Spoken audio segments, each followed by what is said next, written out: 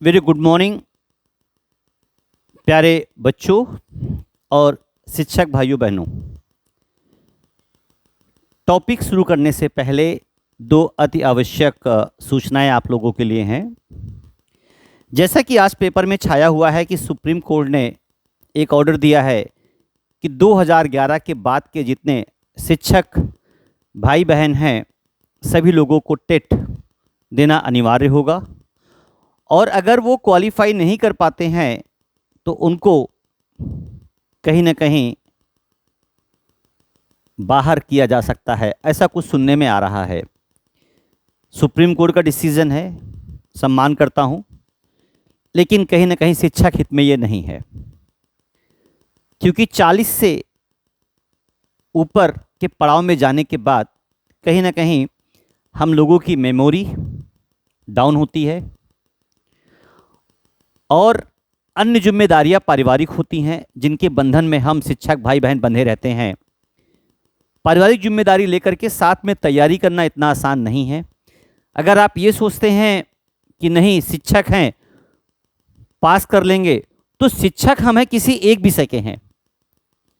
मैं गणित का हूँ तो मेरी गणित अच्छी है, साथ में थोड़ा समान ज्ञान अच्छा हो सकता है। लेकिन अगर मुझसे पूछा जाए कि संस्कृत, तो संस्कृत मुझे लगभग मेरा ज्ञान नगण्य हो चुका है। या कह लो कि सर हिंदी कैसी होगी आपकी, तो हिंदी मेरी बहुत अच्छी नहीं होगी। या कह लो मनोविज्ञान कैसा होगा, बहुत अच्छा हो सकता सो हो। तो हर विषय में क्वालिफाई करना आसान नहीं है, और जब तक आप हर विषय में अच्छा नहीं कर पाते हैं तो ओवरऑल आप टेट की परीक्षा पास करना आपके लिए थोड़ा टफ हो सकता है। तो एक चिंतनीय विषय है हम सभी शिक्षक भाइयों बहनों के लिए। लेकिन अगर सरकार ने कहा है, इन केस लागू होता है और करना ही पड़ेगा, तो आप परेशान नहीं होइए। मैं सतीश आपके साथ हमेशा खड़ा हूं, पूरे मार्गदर्शन के साथ कि आप इस परीक्षा को, टेट जैसी परीक्षा को कैसे आसान तरीके से पास कर सकते हैं। जो भी मैं टॉपिक कवर कर रहा हूं, थोड़ा थोड़ा समय देना आप स्टार्ट करें। आप स्कूल में बैठ के, घर में बैठ के इन सभी बिंदुओं को अच्छे से पढ़ सकते हैं और इस परीक्षा को भली भांति पास कर सकते हैं। सिलेबस कुछ नहीं है, क्लास 4, 5, 6, 7, 8, 9, 10, 9, 10 हटा भी दें। अगर 8वीं क्लास तक की समस्त किताबें, चाहे वो विज्ञान की हो, चाहे भूगोल की, चाहे इतिहास की, चाहे गणित की या हिंदी की, तैयार कर ले, तो मैं वादा करता हूँ टेट जैसी परीक्षा में हमारा कोई भी भाई बहन या माता फेल नहीं हो सकते हैं। उसी क्रम में मैंने ये लेक्चर तैयार तो किया था राष्ट्रीय छात्रवृत्ति के बच्चों के लिए। यह लेक्चर राष्ट्रीय छात्रवृत्ति में जो बच्चे बैठने वाले उनके लिए, विद्या ज्ञान की आगामी परीक्षा के लिए, लेकिन अब ये सभी के लिए एप्लीकेबल है, हमारे सभी शिक्षक भाई बहनों के लिए भी है। राष्ट्रीय छात्रवृत्ति में बैठने वाले बच्चों के लिए अति महत्वपूर्ण टॉपिक है, और इस टॉपिक में मैंने पर्यावरण के तहत टॉपिक हमारा है झील, लेक्स ऑफ इंडिया, भारतीय झीलें कौन कौन सी हैं जो पेपर में लगातार पूछी जाती हैं। पढ़ने के लिए तो कम से कम 60 से 70 झीलें हैं भैया, लेकिन अगर कुछ झीलों की बात कर लें, लगातार पेपर में वही रिपीट मारती हैं और उन्हीं को हमें पढ़ना है, उन्हीं को बार बार रिवाइज करना है कौन सी वो झीलें हैं और क्यों पूछी जाती हैं। तो भारत के कुछ राज्यों की देखिए, भारत के कुछ राज्यों की, ये भारत का मैप आप भली भांति जानते हैं। हम राज्यों की बात करें तो इधर के 4 स्टेट मैं पहले समझा देता हूं। ये जो बड़ा वाला स्टेट है आप देख रहे हैं कि ये बॉर्डर जो है मैं कवर कर रहा हूं, ये भारत का सबसे बड़ा राज्य राजस्थान है। पूछा जाता है कि भारत का सबसे बड़ा राज्य क्षेत्रफल के अनुसार कौन है, तो वो राजस्थान है। मैं झील के साथ उससे अन्य कनेक्टिंग टॉपिक भी लेके चलूंगा जो आपके पर्यावरण को कवर करेंगे, समान ज्ञान को कवर करेंगे। राजस्थान की सबसे फेमस झील जो पेपर में हजारों बार आई है वो है सांभर। पूछा जाता है भारत की खारे पानी की सबसे बड़ी झील कौन सी है? तो खारे पानी की सबसे बड़ी झील है सांभर। सांभर एक स्थलाकृत झील है, मतलब यह समुद्र के बॉर्डर पे नहीं है, समुद्र से दूर जमीन के बीच में, स्थल के बीच में है बनी हुई झील को हम स्थलाकृति, जमीन के बीच में फटने से या स्पेस होने या गड्ढा होने से जो झील बनेगी, फटने से तो नहीं, जो बीच में गड्ढा होगा उसमें जो पानी जमा होगा, जो झील बनेगी उसको हम स्थलाकृति कह सकते हैं, सांभर झील है। इसके अलावा यहाँ पर अन्य झीलें जो पेपर में लगातार पूछी गई हैं, टेट जैसी परीक्षा में, पेट जैसी परीक्षा में, उनमें से सबसे इंपॉर्टेंट आप नक्की, डीडवाना, पुष्कर। पुष्कर मेला सुना होगा आपने, राजस्थान का बड़ा मेला है।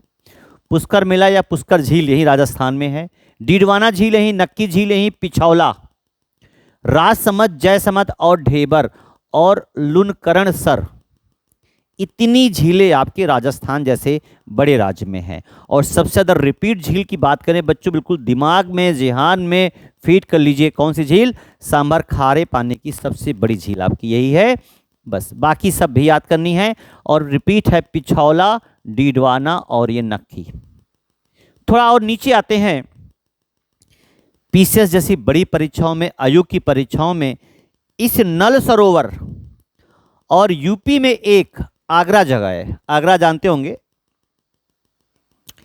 सूर सरोवर। सूर सरोवर और नल सरोवर एक जैसे नाम हैं, थोड़ा सा डिफरेंस है। तो सूर सरोवर आपकी यहां यूपी में पड़ेगी, सूर सरोवर। देखिएगा दोनों में सरोवर सरोवर, अंतर कितना है नल का और सूर का। अगर सूर सरोवर झील की बात करें तो भैया वो आपके प्रदेश उत्तर प्रदेश के आगरा में पड़ेगी। लेकिन अगर वहीं पर हम नल सरोवर की बात करें तो नल सरोवर आपकी ये गुजरात में आ जाएगी। सबसे इंपॉर्टेंट झील गुजरात। गुजरात से थोड़ा नीचे बढ़ते हैं, जी फॉर गुजरात, तो ये महाराष्ट्र, पश्चिमी घाट का राज्य महाराष्ट्र। और महाराष्ट्र की ये झील हमारी है लोनार। लोनार झील इंपॉर्टेंट झील है। ये झील कोरोना के टाइम में बड़ा चर्चा में थी, क्योंकि इसका जो पानी का रंग था वो कुछ पिंक कलर का हो गया था। तो एक पर्यटन स्थल यहाँ लोग देखने आ गए कि ऐसा भाई क्या हो गया कि इसका पानी पिंक कलर, गुलाबी हो गया था। और लोनार झील जो है, इसका जो बनने का क्रेडिट क्या श्रेय जाता है, महाराष्ट्र में पहले कभी एक ज्वालामुखी हुआ करता था, उसका जो अवशेष, जो ऊपर का हिस्सा जो क्रेटर बोलते हैं, क्रेटर नुमा गड्ढे में पानी भर जाने से इस झील का निर्माण हुआ। तो लोनार झील एक उदाहरण है, क्रेटर झील का है। पूछा जाता है कौन सी झील क्रेटर झील का उदाहरण है? क्रेटर आपने देखा होगा कीप नुमा, ये देखिए क्रेटर, ये जो कीप नुमा बनता है, इसमें जो पानी भरता है, इस बनी आकृति को हम क्रेटर झील कहते हैं। तो क्रेटर झील का उदाहरण है लोनार, मोस्ट इंपॉर्टेंट झील है लोनार, रट लीजिए भैया। इसके बाद थोड़ा और नीचे बढ़ते, महाराष्ट्र से नीचे आते हैं तो ये हमारा केरला है। और केरला से पहले एक जगह ये देखिए छोटी सी, केरला और महाराष्ट्र के बीच में ये वाला पार्ट, गोवा छूट गया। गोवा भारतीय राज्यों में सबसे छोटा राज्य है। बड़े राज्यों में बता चुका हूं राजस्थान है, छोटे राज्यों में गोवा है। और गोवा में ज़्यादा नहीं, मयम झील है, ज़्यादा पेपर में नहीं आती है, इस पर विशेष ध्यान ना दें। थोड़ा और आइए तो केरला, केरला में कोराम्बोलिन, सॉरी उसके नीचे आएंगे, गोवा के नीचे आपका कर्नाटका, केआर से कर्नाटका, और यहाँ पे कोराम्बोलिन झील कोई खास इंपॉर्टेंट नहीं है। इंपॉर्टेंट तो उसके नीचे हम पहुंच जाते हैं केरला, और केरला की सबसे इंपॉर्टेंट झील है वेम्बनाथ। अगर लंबाई के अनुसार करें, लंबाई के अनुसार आप चल रहे हैं, लंबाई के अनुसार भारत की सबसे लंबी जो झील होगी वेम्बनाथ होगी। इसीलिए जो नौका रेस होती है वो इसी झील में होती है। और क्वेश्चन पूछा गया है भारत की किस झील में नौका प्रतियोगिता आयोजित की जाती है, तो वो वेम्बनाड है। और वेम्बनाड झील कहीं और नहीं, केरला की है। इसके अलावा केरला के अन्य झीलों में अष्टमुदी, क्योंकि केरला का ये तट 8 जगह मुड़ा हुआ है तो इसी से नाम पड़ गया अष्टमुदी। इसके अलावा अन्य झीलों में शास्ता कोट्टम, कोड़ई कोनाल और वीरनपुझा। पेपर में कौन पूछी गई हैं? तो पेपर में भैया अष्टमुदी और आपकी जो मैंने पहले बताई वेम्बनाड और कोड़ई कोनाल, ये सबसे इंपॉर्टेंट है। और सब भूल जाएं तो वेम्बनाड को ना भूलें, सबसे ज़्यादा पूछी जाए झील यही। बाकी आप याद करें भैया, चाहे ना याद करें, काम चल जाएगा। ये पार्ट हमारा कवर हो गया, यूपी का हो गया है। अब चलते हैं शेष राज्यों की तरफ। शेष राज्यों में कौन कौन सी झीलें हैं, सेकेंड पार्ट इसी का। पश्चिमी घाट के बाद, इस तट को हम पश्चिमी घाट बोल रहे थे, यहाँ से यहाँ पश्चिमी घाट, ये पूरा महाराष्ट्र गुजरात से लेकर नीचे तक।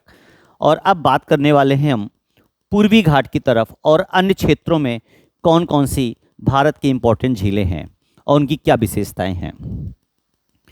जैसे ही थोड़ा ऊपर बढ़ते हैं हम, राजस्थान तक हमारा हो गया था, तो राजस्थान के बाद आपका ये छोटा सा पार्ट जो कि हरियाणा का है, हम एंट्री कर लेते हैं हरियाणा में और देखते हैं हरियाणा में कौन सी ऐसी झीलें हैं जो पेपर की दृष्टि से अत्यधिक इंपॉर्टेंट हैं।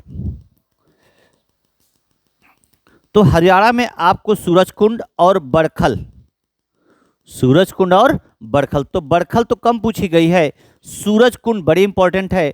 तो हरियाणा की सबसे इंपॉर्टेंट झीलों में आपका नाम आता है सूरजकुंड। इसके अलावा ये आपका राजस्थान कवर होने के बाद ये आपका हरियाणा था, हरियाणा जिसकी कैपिटल चंडीगढ़ है, आपको अच्छे से पता है। और पंजाब की क्या है वो भी आपको पता है, चंडीगढ़ है। आगे आइए, इसके थोड़ा ऊपर आते हैं तो ये आपका पार्ट है पंजाब। पंजाब बोले तो 5 नदियों का राज्य, जहां से सतलज जैसी फेमस नदियां गुजरती हैं। यहां पर आपका हरके बैराज मोस्ट इंपॉर्टेंट झीलों में से एक है, जो बार बार पूछा जाता है कि हरके बैराज कहां पर है, तो पंजाब में है। इसके आगे थोड़ा और बढ़ते हैं तो यहां, हाँ, पंजाब में एक और आप देख लीजिए, रोपड़।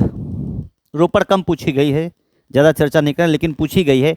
सबसे ज़्यादा हरके बैराज और ही पूछी गई, रोपड़ भी पूछ लेते हैं। कहाँ की है? पंजाब।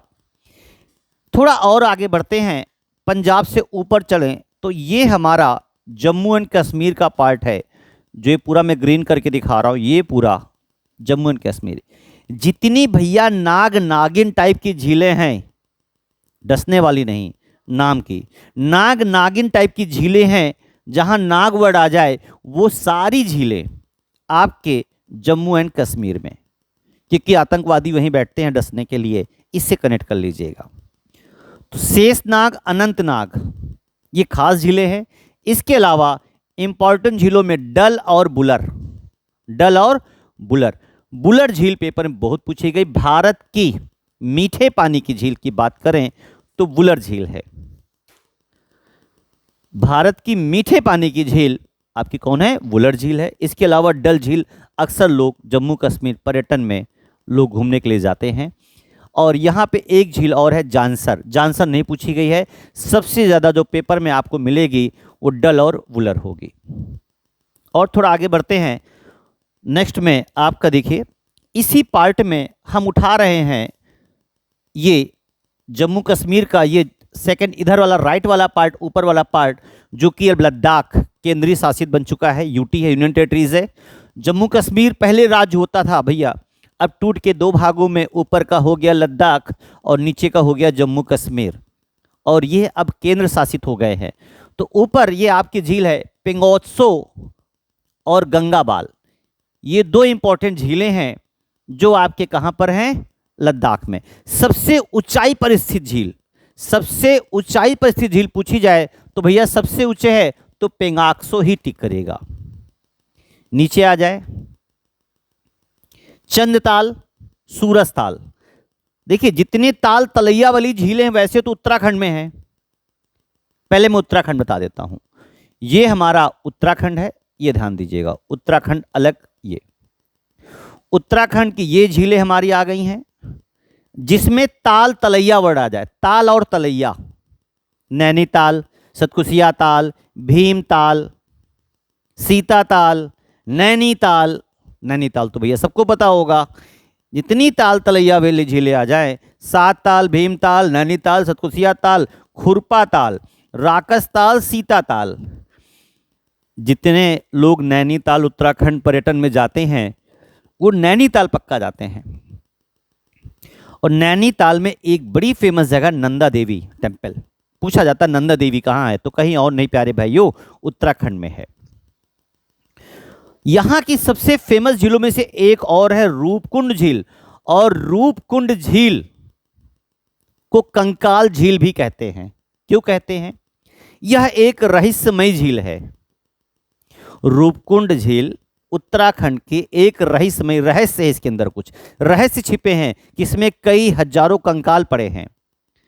अब तो खोजना पड़ेगा, लेकिन इसको कंकाल झील के नाम से भी जाना जाता है। अब क्यों कंकाल झील कहते हैं, क्या इसके पीछे तथ्य हैं, वो चल के रिसर्च करना पड़ेगा भैया। रूपकुंड झील उत्तराखंड। अब ताल, इतने ताल तलैया हैं सब उत्तराखंड, लेकिन दो ताल, चंद्र ताल और सूरज ताल, ये उत्तराखंड से ऊपर। ऊपर बोले तो कहाँ? ये हिमाचल प्रदेश। ये आपका लद्दाख था, ये आपका हिमाचल प्रदेश, एचपी हिमाचल प्रदेश। ध्यान दीजिएगा, ये हिमाचल प्रदेश में होंगे सूरज ताल, चंद्र ताल और रेणुका झीलें और खज्जियार और घेपन।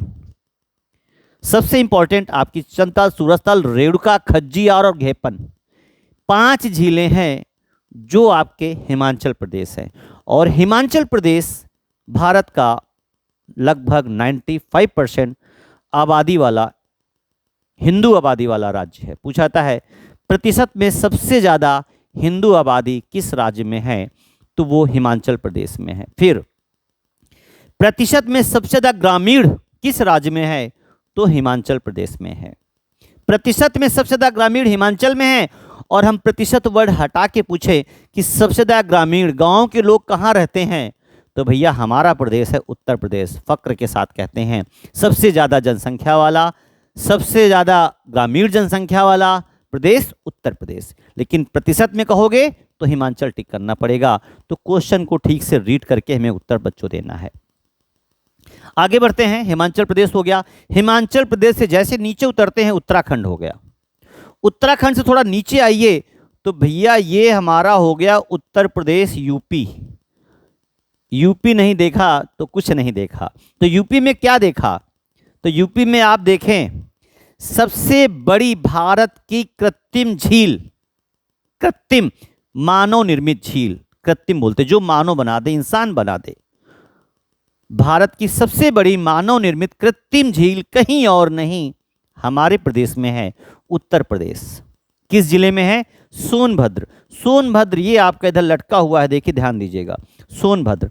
और सोनभद्र में ये पूछता है कहाँ, किसके किनारे, तो आपका रिहंद परियोजना, रिहंद डैम के किनारे। वो किसके नाम से है? ये गोविंद बल्लभ भाई पंत सागर। किस नाम से है? गोविंद बल्लभ भाई पंत सागर। कहीं लिख लो भैया, सागर का मतलब बड़ा सागर नहीं, झील है। कई जगह नाम तो सागर वर्ड लगा होगा, लेकिन वो सागर मत समझना, उनको झील ही समझिएगा। तो गोविंद बल्लभ भाई पंत सागर कहाँ पर है? ये किसी सागर में नहीं, उत्तर प्रदेश के सोनभद्र जिले में सबसे बड़ी कृत्रिम झील का एक उदाहरण है। थोड़ा और आगे बढ़ते हैं। और यहीं पर उत्तर प्रदेश में एक झील और है, फुलहर झील है। पूछा जाता कहाँ है, तो पीलीभीत में, पीलीभीत में पड़ेगी आपकी फुलहर झील। आगे थोड़ा बढ़ते हैं। तो ये आपका ऊपर उठा हुआ पार्ट है सिक्किम। सिक्किम की एक झील चोलहामू झील, ये याद कर लीजिए बस। थोड़ा और नीचे आइए तो लोकटक, लोकटक कहाँ पर पड़ेगा? ये आपका है भैया मणिपुर। देखिएगा इधर जो आपकी 7 सिस्टर हैं, सबसे ऊपर आपका ये हो गया अरुणाचल प्रदेश। थोड़ा नीचे आओगे ये देखिएगा, ये सबसे नीचे आपका मिजोरम, ये त्रिपुरा हो गया, ये मणिपुर हो गया, और ये वाला पार्ट नागालैंड हो गया। अभी इन 7 सिस्टर के बारे में बात करेंगे, फिर याद करिएगा। सबसे इधर आपका ऊपर 7 सिस्टर में अरुणाचल प्रदेश, थोड़ा नीचे उतरोगे तो नागालैंड, थोड़ा और नीचे आओगे तो मणिपुर, और सबसे लास्ट में आपका पड़ेगा भैया मिजोरम। और लोकटक कहीं और नहीं, आपके मणिपुर में है। पूर्वी घाट की सबसे बड़ी खारे पानी की झील कहीं और नहीं, ये बैठ गई। और ये हमारा जो स्टेट है, थोड़ा सा बोर्ड को मुझे लगता है क्लीन करना चाहिए। यस, मार्कर आजा भाई, कहाँ गया? हाँ चलिए, ये आ गया। यस, हाँ हम बात कर रहे थे मणिपुर की, ये हो गई। ये देखिए मणिपुर हमारा यही था, मैं बता चुका हूं। लोकटक झील इंपॉर्टेंट है, कई बार परीक्षाओं में पूछी गई है। चिल्का, यह एक प्रकार की लैगून झील है, क्योंकि समुद्र से निर्मित है, समुद्र के किनारे है। जो समुद्र के किनारे बनती, समुद्र के पानी से जब ज्वार भाटा आता, उछल के उसी का पानी इस पार जमा हो जाता है। ऐसी झील को हम लैगून झील कहते हैं। पूछा जाता है भारत की सबसे बड़ी खारे पानी की लैगून झील, सबसे बड़ी खारे पानी की झील तो एक पढ़ चुके हैं आप, सांबर, लेकिन वर्ड लग जाए लैगून झील तो चिल्का होगी। और यह भी वर्ड लग जाए कि पूर्वी तट की झील, पूर्वी तट की सबसे बड़ी खारे पानी की झील, तब भी चिल्का होगी। इसको कई बड़ी बड़ी परीक्षाओं में पूछा गया। थोड़ा और नीचे आए, तेलंगाना बैठा भैया। ये तेलंगाना और आंध्र प्रदेश की समय राजधानी खूब पूछी जा रही पेपरों में, तो तेलंगाना की हैदराबाद बच्चा बच्चा जान रहा है, कंफ्यूज कर रहा है इस आंध्र प्रदेश की राजधानी बताने में। और आंध्र प्रदेश की राजधानी अमरावती है। ये जब टूट गए तो कुछ झीलें यहाँ आ गईं। झीलें यहाँ का मतलब तेलंगाना, और तेलंगाना की 3 झीलें इंपॉर्टेंट हैं, हुसैन सागर, हिमायत सागर और ओस्मान सागर। हुसैन सागर कई बार पूछी गई है, कहाँ है? तेलंगाना में है। और उसके नीचे थोड़ा आइए तो आंध्र प्रदेश की इंपॉर्टेंट झील है कोलेरू झील, कई बार पेपर में आ चुकी। कोलेरू झील कहाँ है? आंध्र प्रदेश में है। पुलिकट झील मोस्ट इंपॉर्टेंट है, आंध्र प्रदेश और तमिलनाडु की ठीक बॉर्डर पे आपकी पुलिकट लेक से पुलिकट झील है। श्री हरिकोटा द्वीप या सतीश धवन अंतरिक्ष केंद्र आपका इसी पर है। थोड़ा और आते हैं, तमिलनाडु में आपकी वीरानम और चंबराकम्बक्कम, ये झीलें आपकी हैं। तमिलनाडु की वीरानम कोई खास नहीं पूछी गई है, पुलिकट मैं बता चुका हूं, चिल्का हो गई है। अब इन सभी को अगर हम समराइज कर दें, कोई मेरी ख्याल से छूटी नहीं है, सारी झीलें हमारी हो गई हैं। हाँ, भोज झील बता चुका हूं, एमपी की है। एक बार पूरा क्या समरी करके बता देते, समराइज करके कौन इंपॉर्टेंट झीलें आपकी हो गई। पूर्वी घाट की रट लीजिए, चिल्का सबसे दाई है। पश्चिमी घाट में आएंगे तो राजस्थान की सांभर, बिम्बनाथ केरला में मैंने बताई है। ताल तलैया वाली सारी झीलें कहाँ जाएंगे भैया? उत्तराखंड, जहां तालों में ताल, नैनीताल। नाग नागिन जम्मू एंड कश्मीर पहुंच जाइए। सूरजताल, चंद्रताल के लिए आप कहां पहुंच जाएंगे? हिमाचल प्रदेश पहुंच जाएंगे। हर के बैराज इंपॉर्टेंट है, कहां की थी? पंजाब की थी। हिमायत सागर, हुसैन सागर कहां चले जाएंगे? तेलंगाना पहुंच जाएंगे। बिम्बनाथ, जहां नौका रेस सब होती है सबसे लंबी, केरला पहुंच जाइए आप। और एक झील प्रॉपर्टी के हिसाब से मैं बताना भूल गया, झील तो मैंने बताई। हाँ, लोनार कहां की हो गई? महाराष्ट्र। वुलर, मीठे पानी की सबसे बड़ी झील आपकी कौन सी होगी? वुलर होगी। और वुलर झील एक विवर्तनिक झील या प्लेट टेक्टोनिक झील, प्लेटों के आपस में टकराने से जो गैप बनता उसमें पानी भर जाने से बन गई। इतनी झीलें हैं, इससे बाहर झील का पेपर नहीं जाएगा। और कभी पूछ लेता है इसमें कौन पश्चिमी घाट की झीलें हैं और कौन पूर्वी घाट की झीलें हैं या नहीं हैं। तो अगले पार्ट में हम लेके आ रहे हैं कि भारत में कौन कौन से नेशनल पार्क हैं जो परीक्षा की दृष्टि से आपके लिए इंपॉर्टेंट हैं। तो प्यारे बच्चों, भाइयों, बहनों और दोस्तों, ये एक टॉपिक खत्म होता है। अगले टॉपिक बहुत जल्द आपके सामने लेके आ रहा हूं, नेशनल पार्क्स। को लेकर के कौन कौन से राष्ट्रीय उद्यान हैं। मैं सतीश, टीम सुपर 33। लगातार मेरे साथ जुड़े रहने के लिए चैनल को सब्सक्राइब करें। Super 33 by Satish sir. किसी समस्या हो कॉल कर सकते हैं 8808886901। जय हिंद, जय भारत।